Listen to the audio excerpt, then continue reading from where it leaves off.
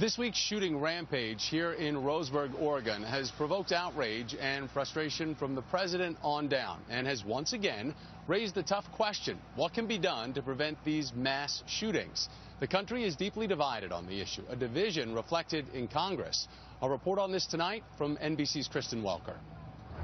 The nation is collectively outraged but sharply divided about a solution, a sentiment reflected in Congress seemingly paralyzed on the gun control issue. Our silence has become a quiet endorsement of this mass slaughter. When I first got the news about Oregon, I wept, because it is so painful to know that we can do something, but we're not doing something. In the aftermath of the Sandy Hook massacre, Connecticut passed tough new gun laws, including expanded background checks. Democratic Senator Kristen Murphy from that state is now pushing for similar federal measures. Some states that have tighter background checks laws have less gun deaths. Pennsylvania Republican Tim Murphy says new gun laws are not the answer, instead proposing legislation to improve access to mental health care.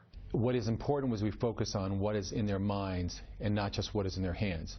In a recent poll, 93% of Americans support background checks for all gun buyers, but the nation is about evenly split on whether they want stricter gun control laws, and it's always been that way. After the 1981 assassination attempt of former President Ronald Reagan, it took another decade to pass the Brady Bill, mandating federal background checks. In 2011, Tucson, Arizona, 6 people were killed and Representative Gabby Giffords seriously wounded. But Congress was unable to muster any new laws, even after one of their own was targeted. And after Sandy Hook, when victims' families walked the halls of Congress pushing for change, Capitol Hill rejected legislation expanding background checks, defeated by Republicans and red state Democrats, arguing it would threaten the right to bear arms.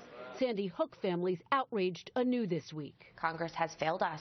According to the Center for Responsive Politics, gun rights lobbyists are pouring millions into their cause, outspending gun control advocates 6-1 this year. So those who want new laws need to figure out a way to match the NRA's money and influence. This isn't about taking anyone's guns away. What it is about is keeping guns out of the hands of the wrong people. The nation's most powerful gun lobby, the NRA, declined our multiple requests for comment. And here's a reality check. Since 2012, Congress has added more pro-gun lawmakers. Thomas. NBC's Kristen Welker. Kristen, thank you. Coming up.